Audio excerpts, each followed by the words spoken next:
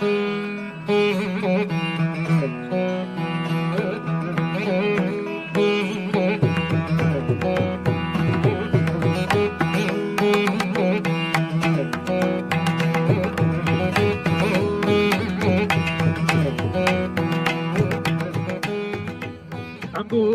Nanbachari Vanakam.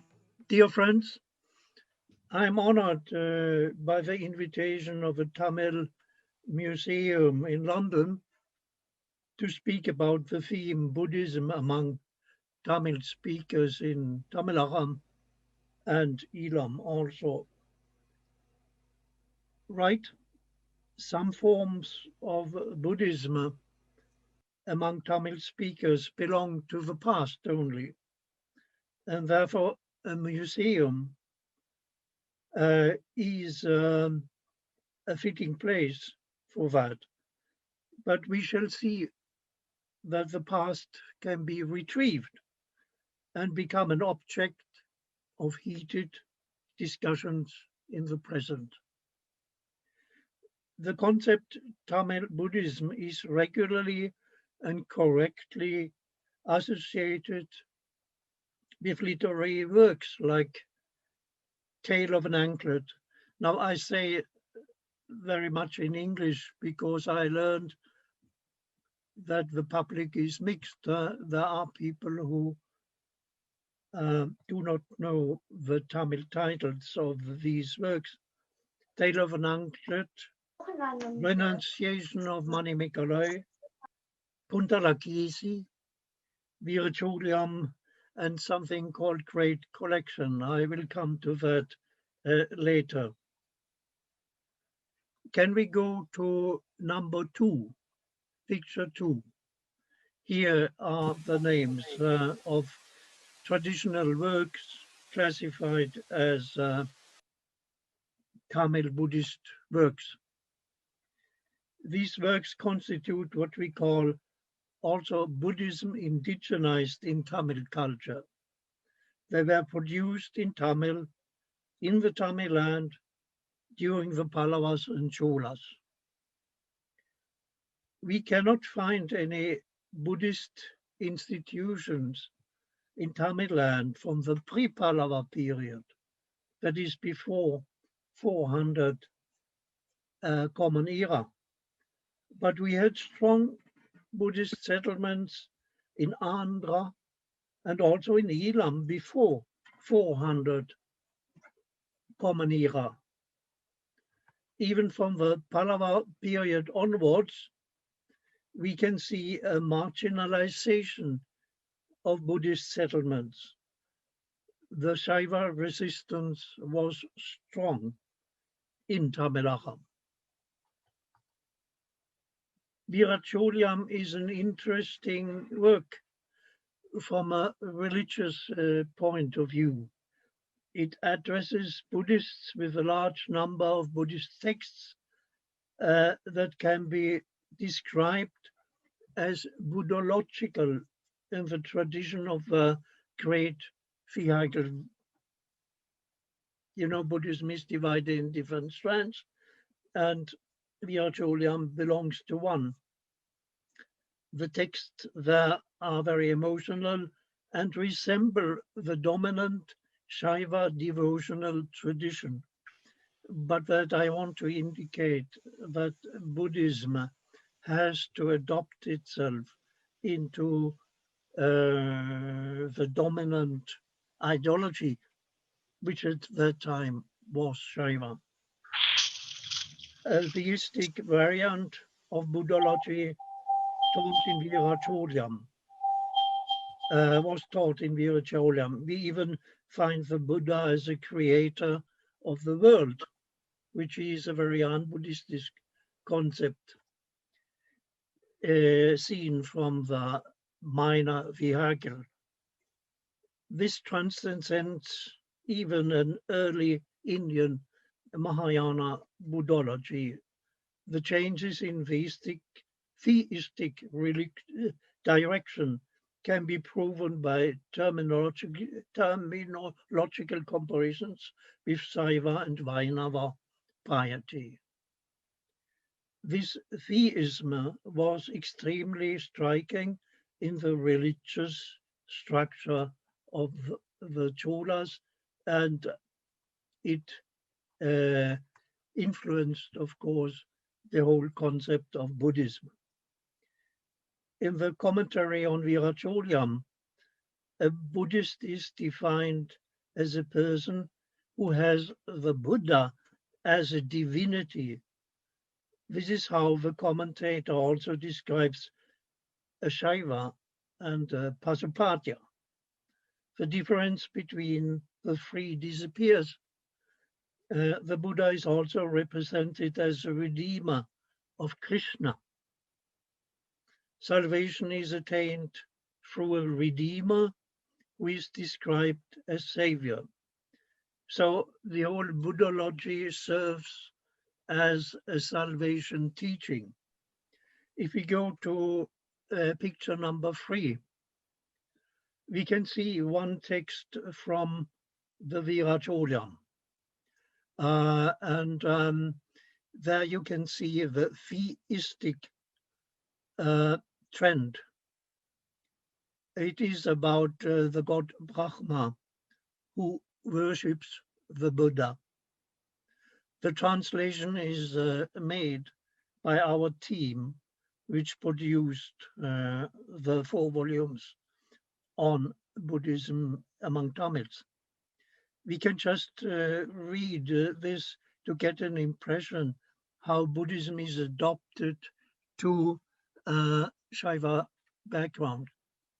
When celestial beings from all 8 directions, led by Brahma, came and worshipped your feet flower with clean flowers, entreated and inquired, you preached kindly for the benefit of our scarred people, to whose evil bond, lust, wild rage, and difficult to remove delusion were serving as strong instruments. You also told them mercifully to proceed on the path of virtue, leading to happiness.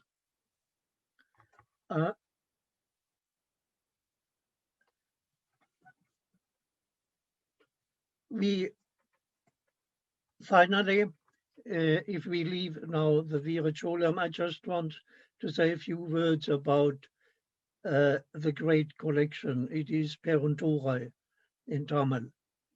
It is an anthology of Buddhist texts compiled as late as 1935. We find text from Manimekhalai and Viracholyam above all. Many of them have been translated and are in volume 2 of Buddhism among Tamils. I leave now this literary heritage of Buddhist texts. We, except for literary works, we also have inscriptions witnessing about the presence of different types of Buddhism in the Tamil land and Lanka. These inscriptions are in Tamil or in Prakrit, which was a shared language in India and Lanka. Tamil speakers used Prakrit also, which is a source language for Buddhism among Tamil speakers. It is a special kind of Prakrit marked by a Tamil base. So we shouldn't only insist on the criterion that Tamil Buddhism must have produced in Tamil. It could have been produced also in Prakrit with a Tamil base. As a matter of fact, I don't see my face. So, okay. So I go on. Now we come to the complexity of the concept of Buddhism among Tamil speakers. I want to see number 5, number 5 before 4, yes? And here we can see that Buddhism has been transmitted by Tamil speakers in Tamil, in Prakrit, Sanskrit, Pali, Sinhala, and English from the pre-colonial period onwards in Tamil Land and Elam. There is no limitation for Tamil speakers to learn about Buddhism in any language. The canonical source languages for Buddhism are Sanskrit and Pali. There is no original Tamil canon in Tamil. If we now go to number 4, please.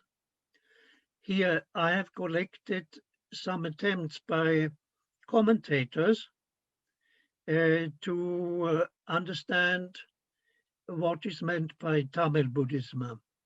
4, please.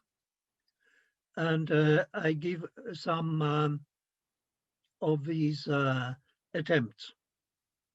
The first is that Tamil in Tamil Buddhist may refer to a speaker of Tamil who has embraced Buddhism.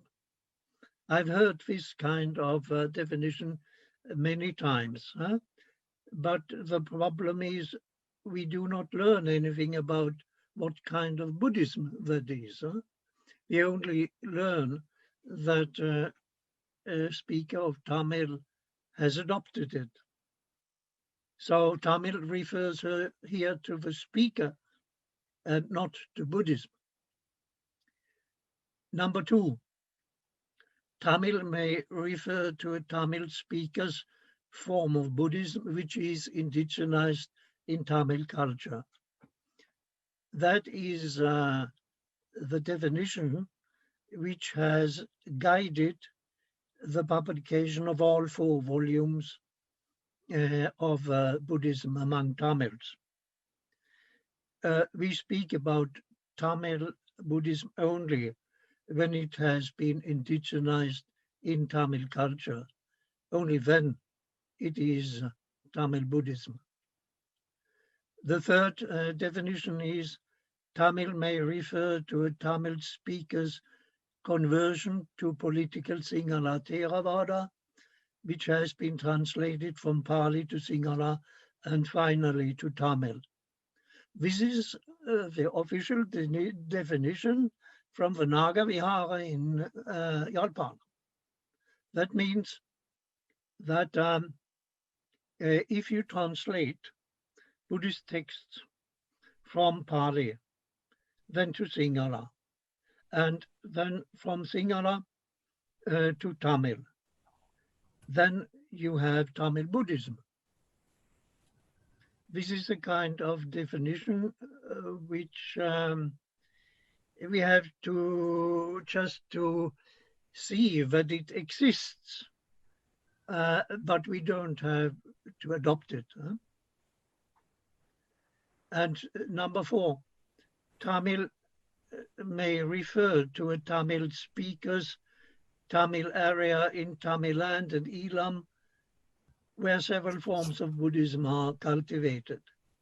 That means Tamil refers to the country, to the territory, and whatever is produced in the name of Buddhism is Tamil Buddhism. So it can be Pali Buddhism, it can be Sinhala Buddhism, it can be Sanskrit Buddhism, it can be English Buddhism, if it is only produced in the Tamil homeland. This is a very wide definition, and personally I think it is too wide, but it exists. When you read literature, you will meet all these 4 definitions. Now we go to picture 5.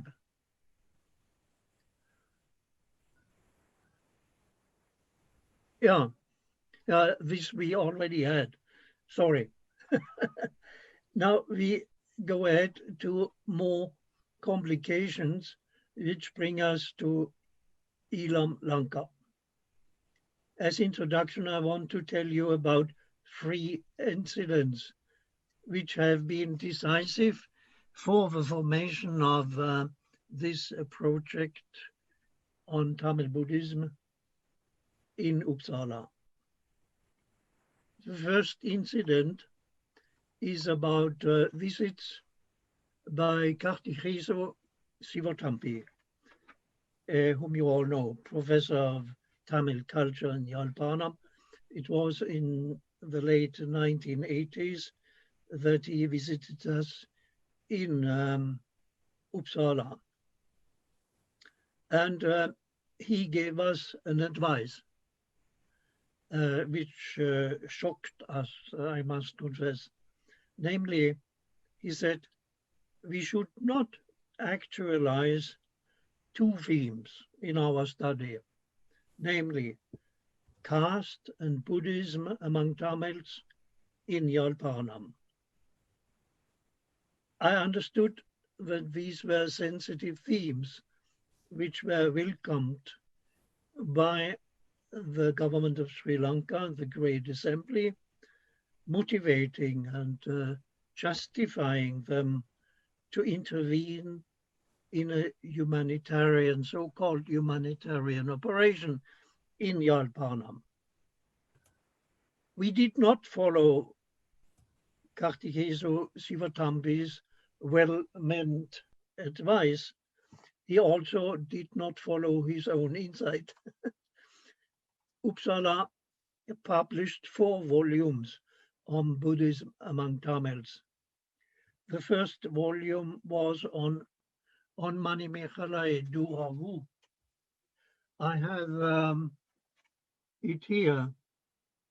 Can you see it? I wonder if you can see it. I can tell you a little about the content.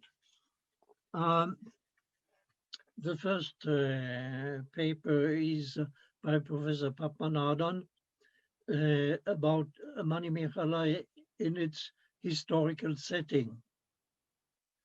And then we have Alva Pillai Villupuram, historical background of the Manimekhalai and indigenization of Buddhism. This is a very important paper. It's, so to say, the kernel, the center of the whole project about indigenization of Buddhism. He is very deep going in this paper. Then we have Paula Richman, United States scholar, Gender and Persuasion, the portrayal of beauty, anguish, and nurturance in an account of a Tamil nun. So here we get a feminist perspective also on Manimekhalai. Then we have an Indian lady, Premananda Kumar, the Manimekhalai inspirer of the sacred narrative in Tamil. And we have a second paper by her, The Magic Bowl in Manimekhalai. And then we have an American scholar, Dennis Hudson, The Courtesan and Her Bowl, and an esoteric Buddhist reading of the Manimekhalai. He tries to bring in Vajrayana, the diamond vehicle, into the Manimekhalai. Then I contributed with a paper on a comparative study of the flower offering in some classical Tamil texts, including the Manimekhalai.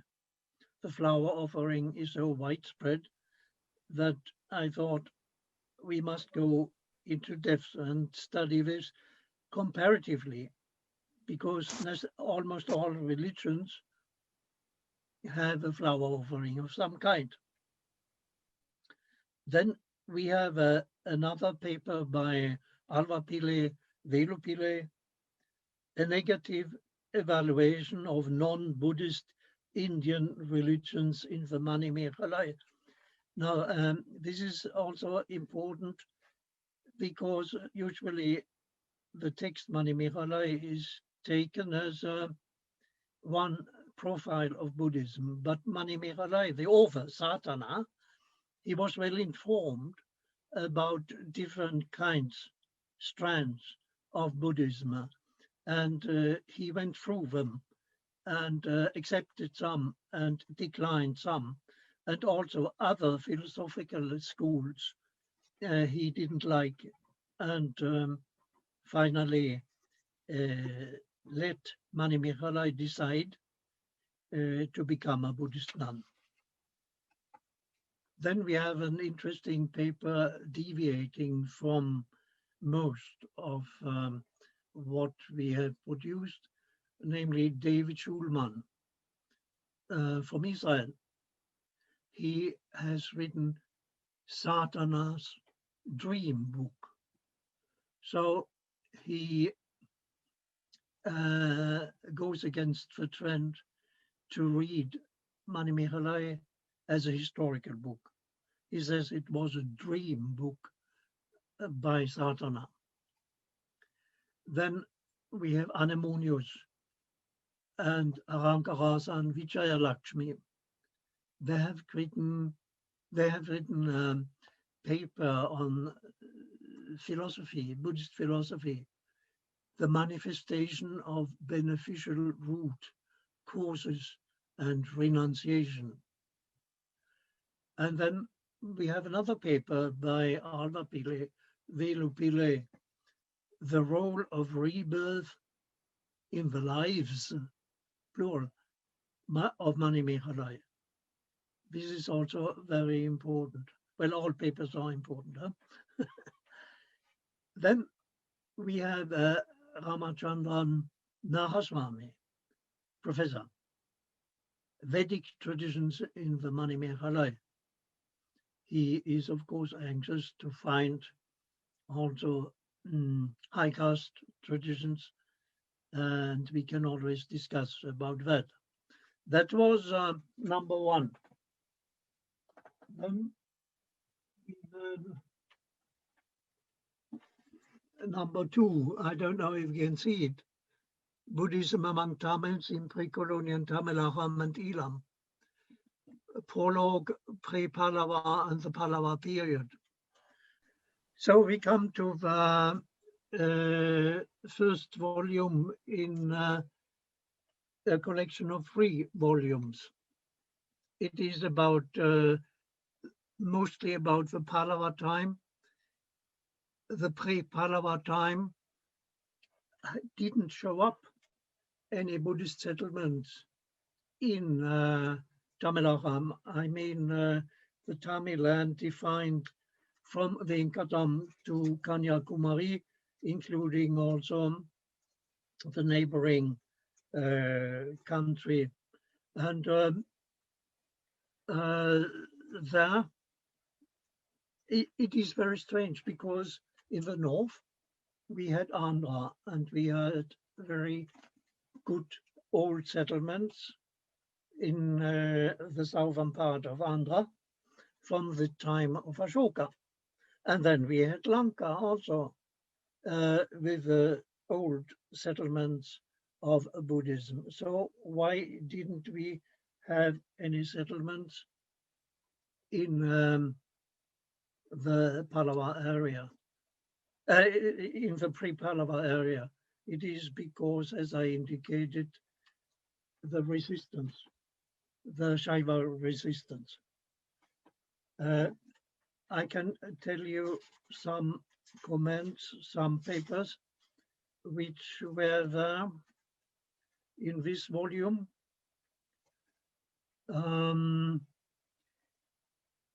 It is about surveys on Buddhism and Jainism in Tamilaham, and then Buddhism during the pre-Pallava period in Tamilaham, and then Buddhism. Well, the result is there was no Buddhism during the pre-Pallava period, and then we have Buddhism during the Pallava period, and then the period of the imperial Chola. Yeah, this goes to part 2, which is here. Here is part 2, and this brings then the Chola period. And I can show you some papers.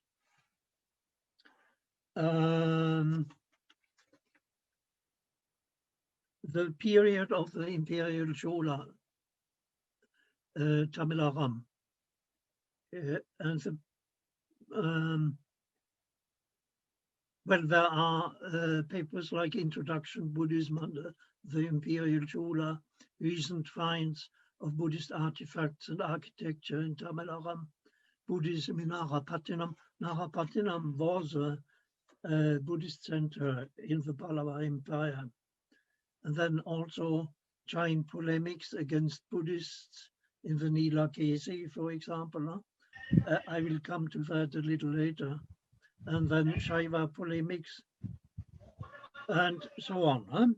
So this is volume 2, and then we have volume 3, which is here. Volume 3, and volume 3 is about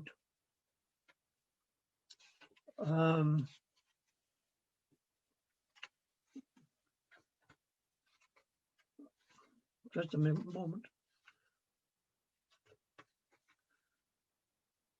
I can't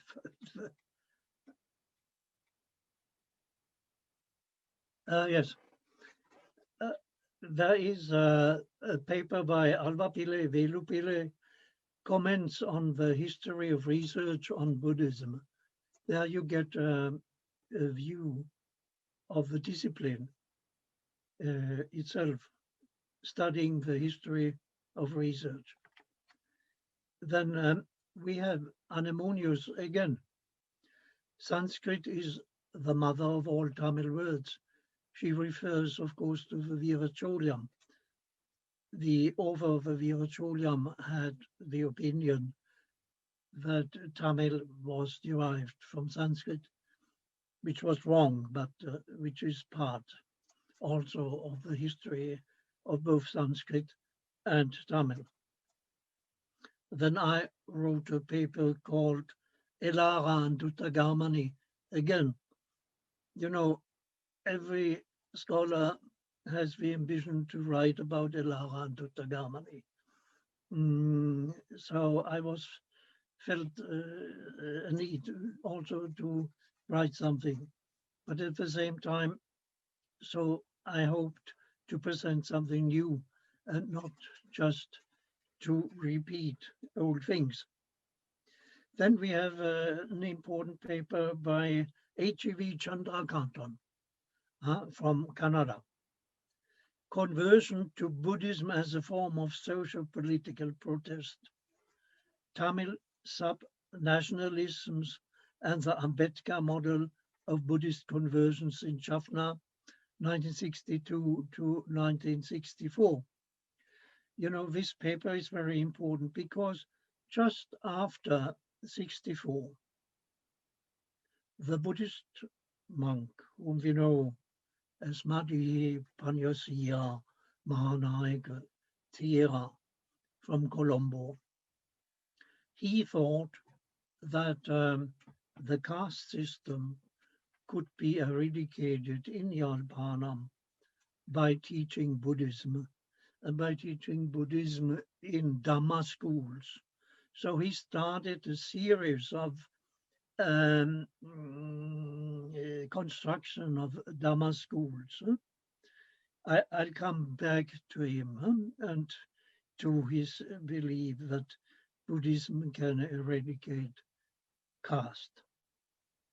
Then the last paper is by Jules Lal Fernando. It's a very good paper on the conflict. It is called War by Other Means, Expansion of Sinhala Buddhism into the Tamil region in post-war Elam. I have only one remark to make. I would have liked if he had written expansion of political Sinhala Buddhism. He means that, but it is not made explicit. He introduces the concept of reconquest. He makes clear that political Sinhala Buddhists think that when they come now, it is a reconquest because they have been there in the beginning of the times as Sinhala Buddhists already then. And then they lost their ground because of the Tamil invasion. So now they practice the reconquest.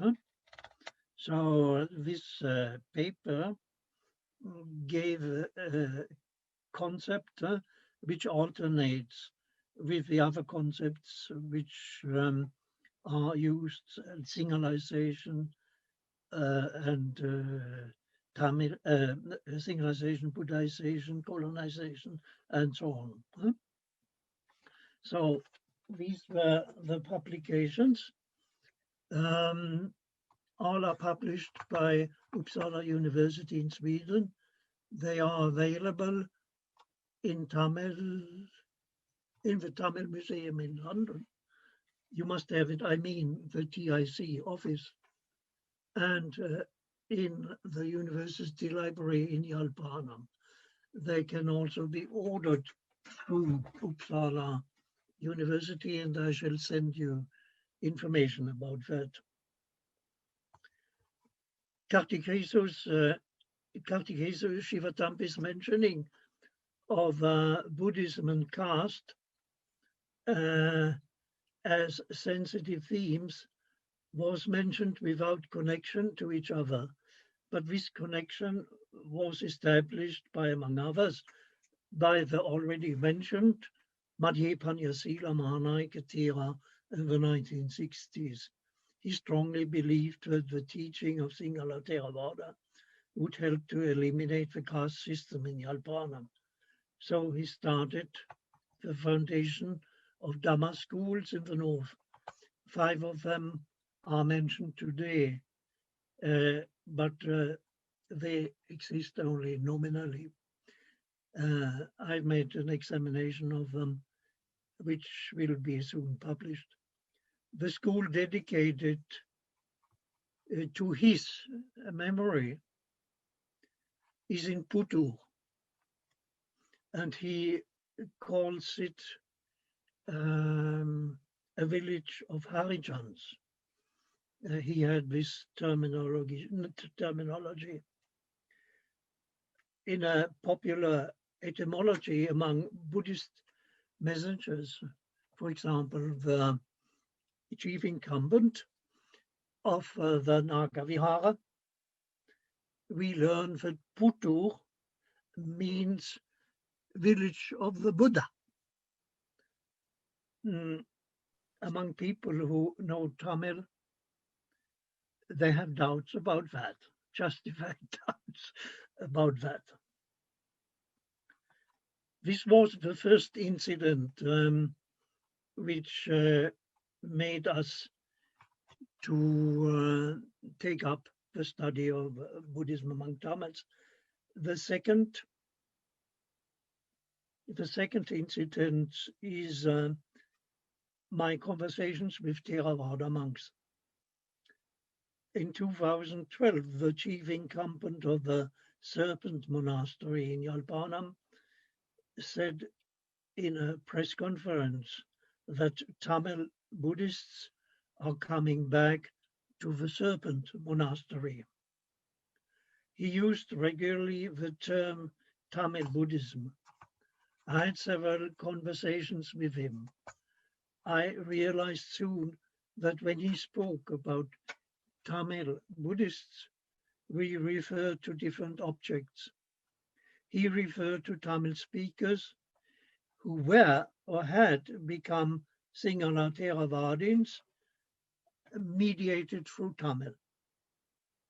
I referred to Tamil speakers who were Tamil Buddhists following an indigenized Tamil Buddhist tradition which transcends Theravada. During my research, I could not find even one specialist of Sinhala Theravada who could follow a conversation about Buddhism indigenized in Tamil culture. True, they had heard about Manimekhalai, but none had read it. They had found the ultimate truth in Theravada, transmitted in Pali and Sinhala, and translated into Tamil. What Buddhism in Tamil culture is complex, as we shall see, but a minimum is that it is produced in Tamil. Translating Sinhala Buddhism into Tamil from Sinhala is not Buddhism indigenized in Tamil culture. Now, a third incident I want to tell about. I've been confronted with an evaluation of Buddhism indigenized in Tamil culture by a group of Shaiva Pandits in Yalpanam in 1992. I was very honored to be invited to present my findings about this Buddhism to them. They viewed this Buddhism indigenized in Tamil culture as an insignificant phenomenon today, which does not deserve further attention. I agree with the first part, but not with the second part of their view. There is the interest of the historian to study the struggle for survival of minority religion in Tamil land. There is also the interest of the social scientist to consider the gradual integration of Buddhism indigenized in Tamil culture as an ideological and political concept in the ideology of the present Tamil resistance movement. Finally, there is the interest of Tamil politicians to stop, so to say, the reconquest by delivering counter-arguments. One of them today is the former chief minister of the northern province, Justice Vigneswaran. You know him all. Huh? He publishes in media views which turn upside down the view of political Sinhala Theravadins that the North in the past was Sinhala. It was Tamil Buddhist, maintains Justice Vigneswaran, and he insists on that. I found out that by Tamil Buddhism he means Buddhism indigenized in Tamil culture. In post-war Lanka, Buddhism indigenized in Tamil culture is hardly visible. It is silenced in a crossfire. Can we go to picture number 10?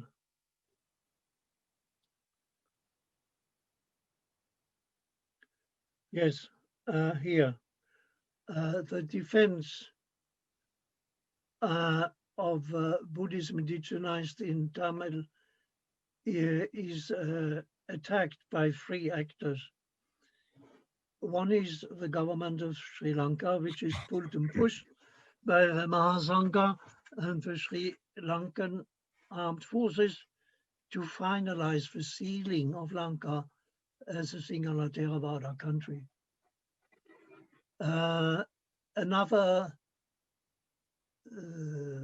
let's say, critical instance is the traditional Shaiva Vaishnava xenophobia polemic against Buddhism as an ascetic religion, which allegedly questions Tamil values. This is the heritage from the time of the Cholas, especially the asceticism of Buddhism as anti-social behavior is classified as alien. Shaiva leaders have devalued Buddhism as a religion in a way which should not be reproduced in a publication. Actually, it resembles very much racism. And there's no point in publishing all these outbursts on Buddhists. This Shaiva and Vaishnava polemic goes back to the Pallava period, but it is today a hangover. Today we also find radical Shaiva groups polemizing against all kinds of Buddhism. I refer to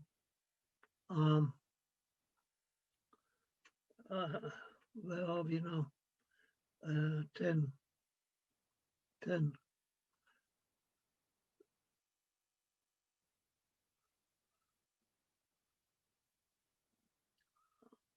Where's 10? 10.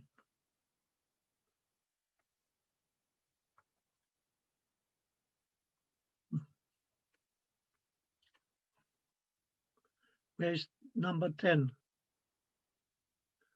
Number 10, please.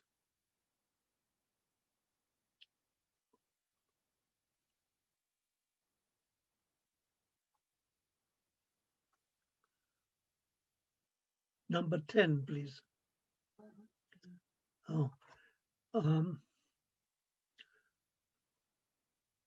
yes, I refer to the South Indian Shiva Sena, which has a branch in Lanka. We can stop there and go to 11, please. There is also another critical view, which I have already indicated. There was and still is a silent agreement between scholars in Alpanam not to publish in Lanka about Buddhism in the north. Such studies may be taken as a confirmation by the government of Sri Lanka that the north was Sinhala Buddhist.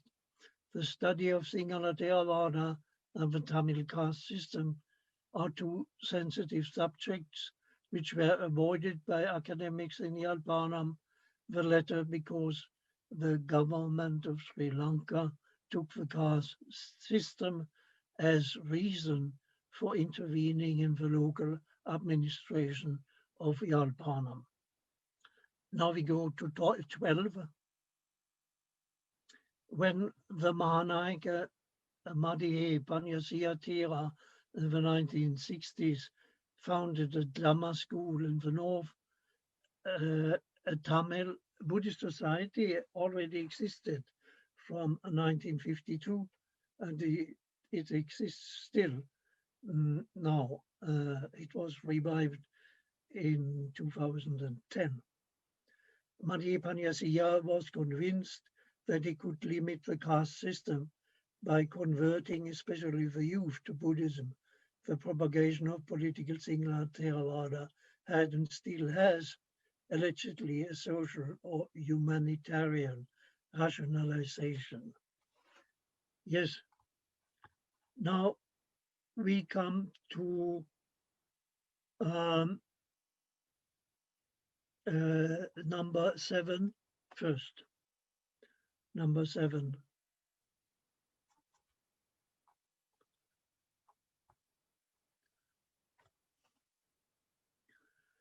Yes,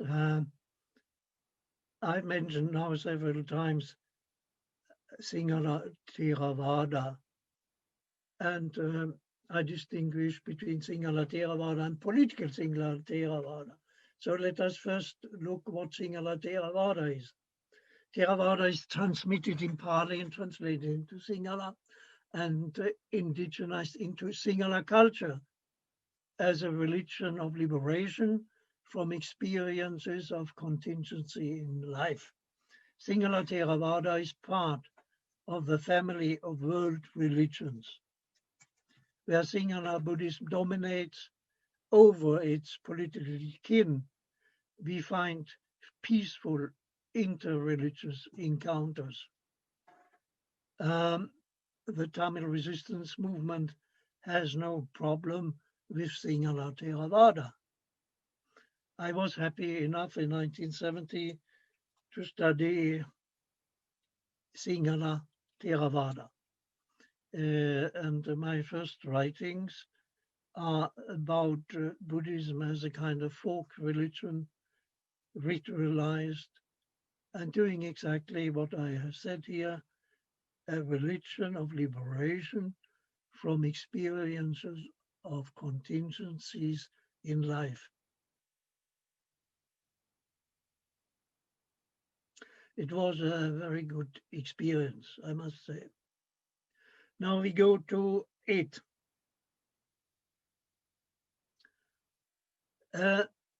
Now we come to political Sinhala Theravada. It is political because it has sacralized the accomplishment of a unitary state in Lanka as an expression of the expectation of the Buddha. It cultivates a political religion prone to violence, which incites to violence against Shaivas, Muslims and Christians, and causes the formation of a chain of action of retaliating counter-violence. Now let's go to number 9. We look a little closer to political Sinhala Theravada. It has a self-consciousness, which we can analyze in several points. A political Sinhala Theravada has the ultimate truth according to its self-consciousness. You know, it is a sectarian way of practicing religion. B, it is the destiny of a country to be Buddhist after the Buddha's healing of it as Buddhist by the Buddha. This is mythology. C, the North and East have been Buddhist before the immigration of Shaiva non-Buddhists. This is one of the main points of Madhya also, but I leave it just now.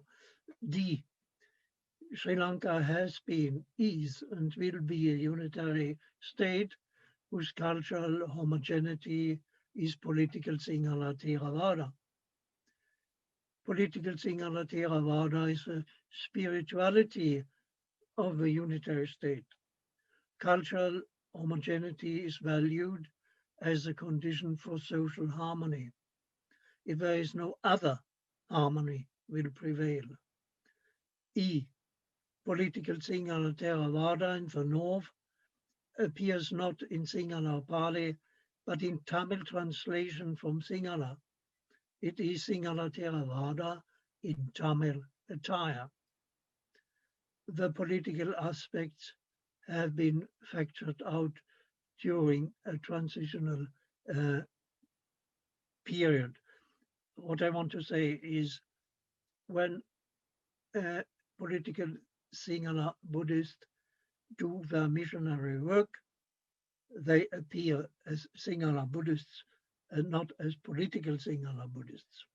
But this is, so to say, a transitional period only. I must add something here, which is not given in the writing.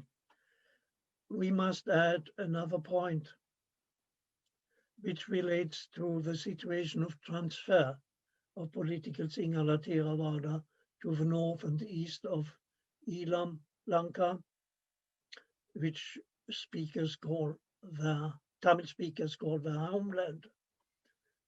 A bulk of already translated Sinhala texts is again translated into Tamil to make political Sinhala Theravada understandable. Tamil speakers learn political Sinhala Theravada from translated translations. Some call this form political Sinhala Theravada Tamil Buddhism, but it is political Sinhala Theravada in Tamil attire. It is not Buddhism indigenized in Tamil culture. Now we go to 13, please. Number 13. The present, this is so to say a conclusion.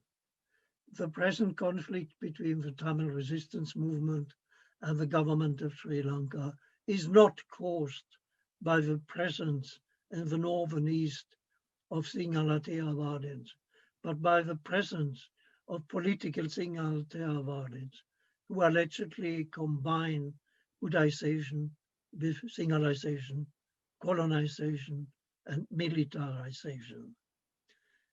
So, this is ending the first part. Now we come to Villupuram. Shall we go on?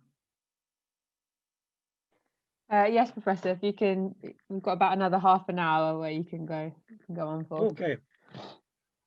We go to Villupuram, and please give me number 15 and 16. Stay at 15. Let us now look at an example of Buddhism indigenized in Tamil culture. Tamil culture is here understood from the linguistic side. Tamil was the base of communication alongside with Prakrit.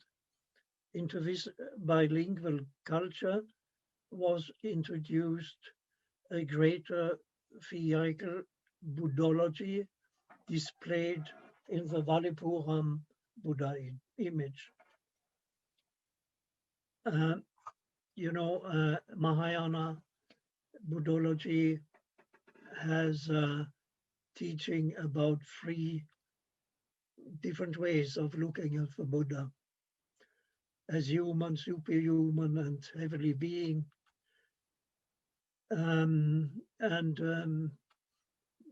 The concepts are Nirmanakaya, Sambhogakaya, and Dharmakaya. And the Buddha was mentally displayed as a manifest being, as a historical being, but he was also displayed as a body of bliss and as a body of Dharma. Now we come to the Villupuram Buddha image, and my thesis is that it is a Mahayana Buddhology object and was then introduced into Tamil linguistic culture. Villupuram was a Buddhist place within the territory of Tamil speakers in the northeast of Lanka. Today, Vainava temple overlays Villupuram today, but some of it remains, mainly an inscription and the Buddha statue are preserved. The Prakrit inscription points at a Tamil substratum and the statue at a non-Sinhala Dravidian provenience from Andhra and possibly reflecting Mahayana Buddhology. Buddhism indigenized in Tamil culture was open to assimilate Sanskrit too. The most frequent form of indigenization was, however, into Shaiva. Next time, if we meet, I shall present to you Peryankulam, which is a very typical example of Buddhism indigenized into Shaiva Tamil culture. Peryankulam is not in this meeting. Villupuram has been examined by several commentators by Senarat Paranavitana, Alva Pillai, Kanu, Dharmadasa, Ramachandra Naraswamy, Chandra de Silva, and myself. Villupuram is the place where archaeologists found both a Buddha statue and an inscription in Prakrit from the first centuries AD. What connects the two is the site Villupuram as a Buddhist locality. In a heated debate, one party claims that Villupuram is a former settlement of Sinhala Theravada, and the other party that it is a former settlement of Buddhism indigenized in Tamil culture. The inscription is not written in Sinhala but in Prakrit, which in Lanka transformed into Sinhala only in about the 8th century AD. What is Tamil in this inscription? The Prakrit use reveals a Tamil substratum in the Prakritizations of Tamil. Prakrit was used by Tamil speakers also in the first centuries AD in several inscriptions. The value of the Villupuram inscription is, as pointed out, that Nahadiva is mentioned. Nahadiva. It is then a valuable reference that refers to the very place where the inscription was found. In Pali, the Great Chronicle, it appears as Nagadipa. In Prakrit, it appears as Naradiva, and in Tamil as Narativu. When we say Narativu is Tamil, we are of course aware that the word is a Prakrit loan word that has been Tamilized. In the inscription, we find some difficult words which I cannot go into now because it's too complicated.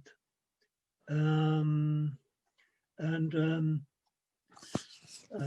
will come to the point.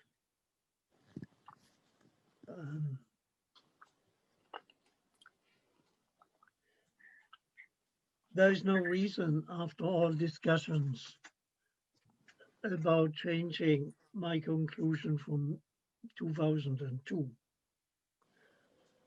I just go to the conclusion, and the argumentation we can then do another time. I need a blackboard and paper and so on to convince. Villupuram belongs to the Tamil-speaking cultural area, and it did so as far back as we can go in the history of written documents. The document above the inscription is not what Senarat Paranavitana said, namely a document of Sinhala settlements in Narativu. It is a record of Tamil settlements possessed by as a fief by a man who had a Tamil name. The Villupuram inscription is a document that indicates early settlements in the north.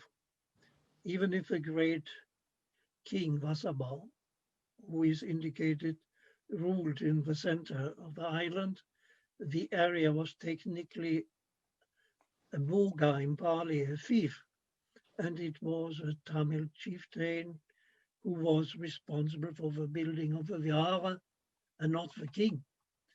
Buddhism was flourishing in this fiefdom. This flourishing is indicated by the building of a new monastery that probably housed the Villupuram image. The result of this summarizing study is that the Villupuram inscription documents a Tamil settlement which was responsible for the cultivation of Buddhism.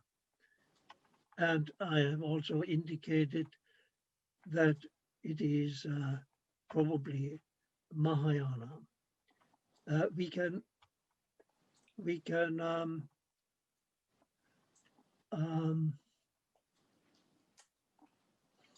now go a little closer into the Buddha statue, which is depicted, I can see now. When the Perumal Kovil at Villupuram was built at the end of the 19th century, a Buddha statue was unearthed 50 yards northeast of the temple. It remained in the temple lumber room until 1902, when it was set up in Old Park in Villupuram under a bo tree.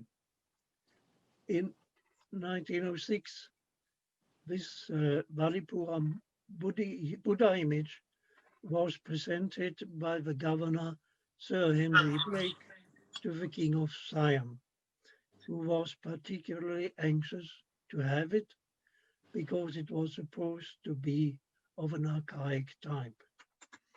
This event, together with the statue, was forgotten. Islanders born after 1906 have never seen it, provided they have not seen it in Bangkok, in a monastery known as Wat Penja, or Marble Temple. The Villupuram image is a typical creation of Amaravati art, which spread to Lanka, where it also influenced the first period of the development of Buddhist art in the Anuradhapura school. So we have a triangle of cultural encounter between Amaravati, Anuradhapura in its first phase, and Villupuram. It's important to look at this first phase. The first phase of the Anuradhapura school was dependent on Amaravati. Only in the second phase did Lanka produce its peculiar images. There are two problems connected with the Villupuram image. The first is to determine where it was made, and the second, how it initially looked. Already when it was standing in Old Park in Villupuram, it was damaged and had lost part of its right arm and had suffered other minor damages. I've studied the statue in Bangkok twice in the 1990s under the guidance of Duraisamy Dayalan, who may be listening just now, from the Archaeological Survey of India. The Uppsala team studied the sculpture in January 2012 in Bangkok. Duraisamy Dayalan put down his observations in writing. He wrote that the Villupuram Buddha, presently standing in one of the niches of Wat Penja, in fact, is an exact imitation of Amaravati Nagarjuna Konda sculptures, although the stones are altogether different. The Amaravati sculptures are carved out of palnad limestone, which is a soft and sedimentary rock. The color of the rock is from pale gray to dark gray. The Villupuram Buddha is most probably carved out of granite, which is the magma variety of igneous rock. The stone is well formed, and the components of the granite stone, such as quartz, feldspar, hornblende, and mica, are visible in the rock. Hence, the stone is definitely from Lanka, and only the style of the sculpture is taken from Amaravati. Duraisamy Dayalan continues to say that the sculpture is standing robustly with a curled hair, elongated earlobes, broad nose, thick lips, and fleshy cheek and chin. The thick drapery worn by him reaches up to the knee portion. These are the typical character of Amaravati Nagarjuna Konda sculptures. The right hand of the Villupuram Buddha has been broken and the same is mended with cement concrete.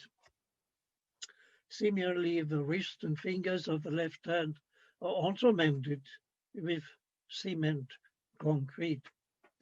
While mending, they added the length of the hand at the wrist so that the hand is shown above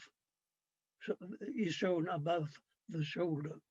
In fact, the left hand is shown well below the level of shoulder in all the Amaravati Nagarjuna Konda standing Buddha sculptures of this time. There is a small socket at the top of the Buddha's head found in the Villupuram Buddha. It is probably to keep the relic, precious materials, or some other purposes. There is an argument for stating, my comments now, there is an argument for stating that this statue is made in Lanka, but by artists from Andhra who were faithful to the tradition. In sculptures from Andhra, the Buddha has a visible wisp of hair and the form of a circular spot known as circle of hair. It is not applied to the statues from the same school in Lanka, even if the oldest one from Mediavachi dated to the 4th century. The Villupuram Buddha had a circle of hair, but it has eroded. Duraisama Dayalan concluded the circle of hair was initially there, but it was eroded or cut off. He could see the circle on the forehead, indicating the location of circle of hair. Duraisama Dayalan refers to inscription in Andhra that verifies the relationship between the island and Andhra. There are several inscriptions. They are of particular interest for us because they also concern Kantaroda, which was also under the influence of Andhra. The mending of the right arm of the Villupuram statue creates a particular problem. Is the arm repaired clumsily, or is it made to look as a benediction gesture, which is a variant of a no-fear gesture? The benediction gesture is part of the second phase of the Anuradhapura school, with the Aukana statue as the main example from the 8th or 9th century. This gesture is peculiar to Sinhala iconography. The right arm was mended after the statue had been removed from Old Park in Villupuram. The administrators of Wat Bencha have shown in pictures one series of mending which was done in Bangkok in the 1990s. Pictorial documentation from 1994 with a mended arm is depicted in the first volume of Buddhism among Tamils. Another documentation for the situation in 2012 has appeared in Buddhism among Tamils in volume 3. Like, what did the original statue look like? There is, of course, none from Andhra which has the benediction gesture. It is further improbable that the original Villupuram statue had a benediction gesture. Its application on the icon from Villupuram may be a result of a clumsy repair, or is inspired by the Aukana statue as an attempt to Sinhalise the Villupuram statue. An intervention from the Sinhala side is known, President Rana Singha Premadasa requested the Villupuram statue to be taken back to the island, but he was not successful. He was promised to get a copy.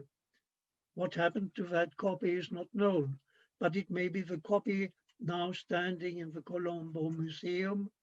It is on the announcement on the flyer of this lecture. The flyer shows, if you go to there, yes, this is the copy made by the Colombo Museum, or exhibited by the Colombo Museum. Now, the Tigers movement killed the president in 1993. This killing was also the end of pursuing the wish to return the Villupuram from Thailand. The National Museum in Colombo has made a copy of the original Villupuram image, but has neglected to reproduce the repairs. It has, however, faithfully reproduced the benediction gesture. Conclusion: if the sculpture reproduced Amaravati art, it follows that it reflects Mahayana Buddhology, which was dominant in Amaravati. I say dominant, there were Hinayana traditions also. Historical research has come to the conclusion that the Mahasankika, a Hinayana school in South India, was one of the originators of Mahayana Buddhism.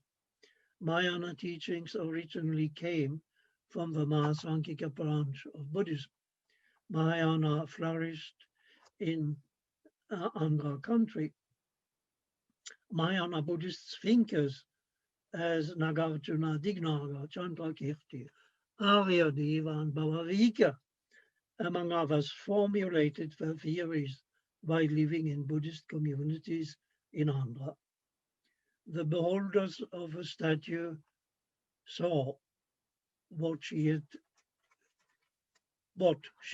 or he had learned about Mahayana Buddhology. The Buddhist center in Andhra, mainly Amaravati and Nagarjuna Konda, had a close connection with Lanka in Buddhist centers.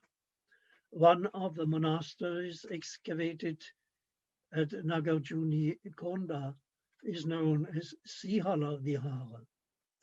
It has been mentioned that the Buddhist monks from Lanka frequented quite often to Nagarjuna Konda and used to stay in this monastery. Hence, the theme and sculptural art might have traveled from Amaravati to Lanka, and they made the sculptures by imitating the features found at Amaravati.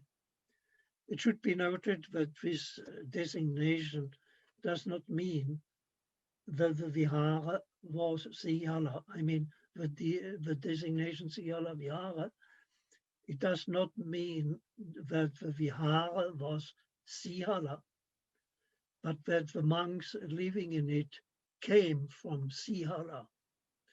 Sihala refers here not to an ethnic composition, but to a toponym, which was introduced in the 4th century in the island, in the Chronicle of the Island, 9.1.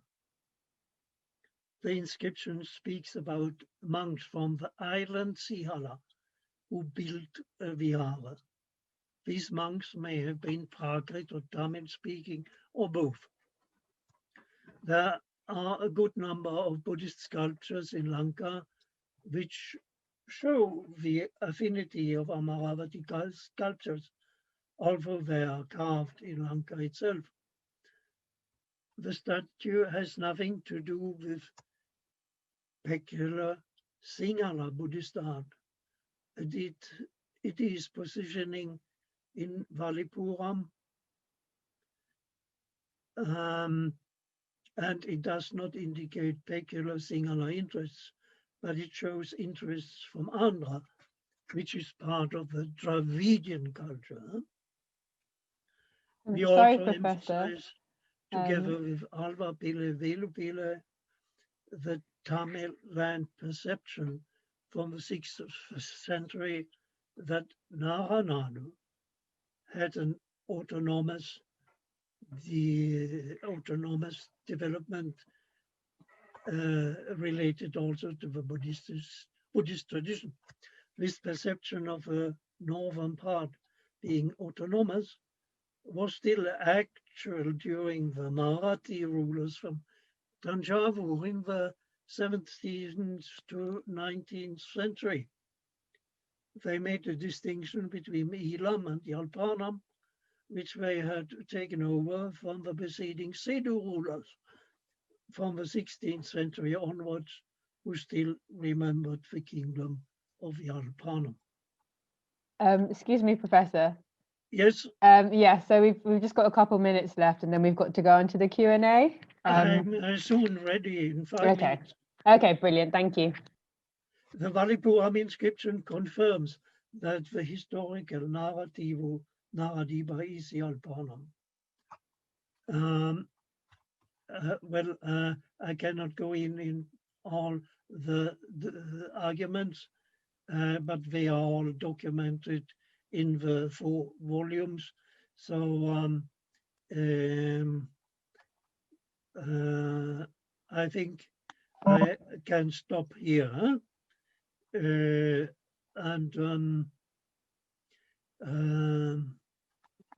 Yes, we stop here. Huh? The result I have indicated.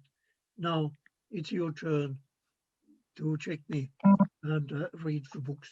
Thank you. Tamil